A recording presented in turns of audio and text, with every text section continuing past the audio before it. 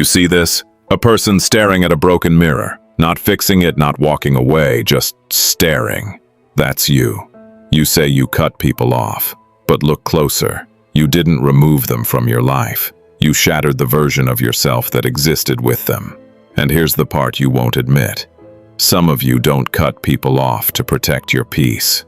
You do it to protect your image.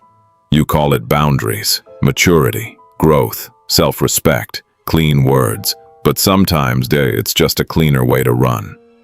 Because cutting someone off is the one move where you don't have to explain yourself, and no one can question your story.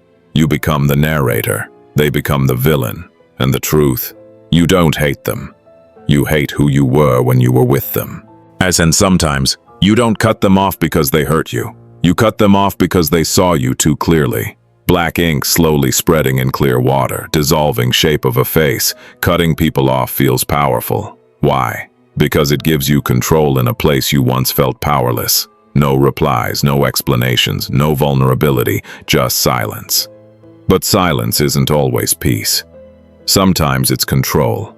With better branding, you think you've moved on, but your mind keeps replaying them. What you should have said, what they meant, why they did it. That's not closure. That's unfinished control. I cut someone off once. No drama, no explanation, just gone. And for weeks I felt powerful, clean, untouchable.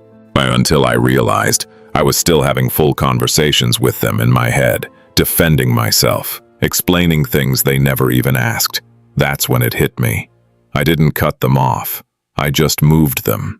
Inside. Endless hallway of doors closing one by one. But echoes remain. People who constantly cut others off follow a pattern. They leave at the exact moment things require depth, accountability, vulnerability, exposure, because staying means being seen, and being seen means risk. So instead, you exit and call it strength.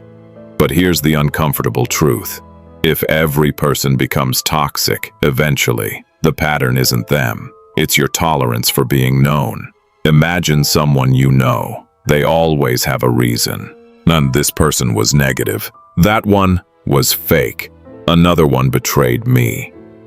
And maybe they're right. But notice this.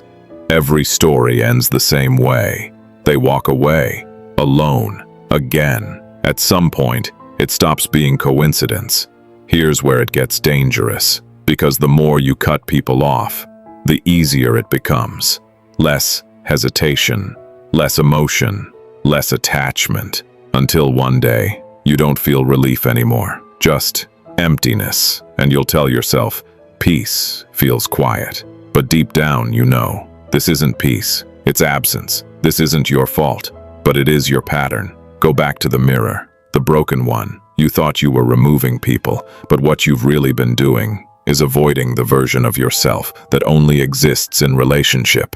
That version gets challenged, exposed, reflected, so you destroy the mirror, not because it's wrong, but because it's accurate. People who cut others off too easily don't lack boundaries. They lack the ability to stay when the reflection becomes uncomfortable. So next time you feel the urge to disappear, ask yourself, are you protecting your peace or protecting yourself from being seen?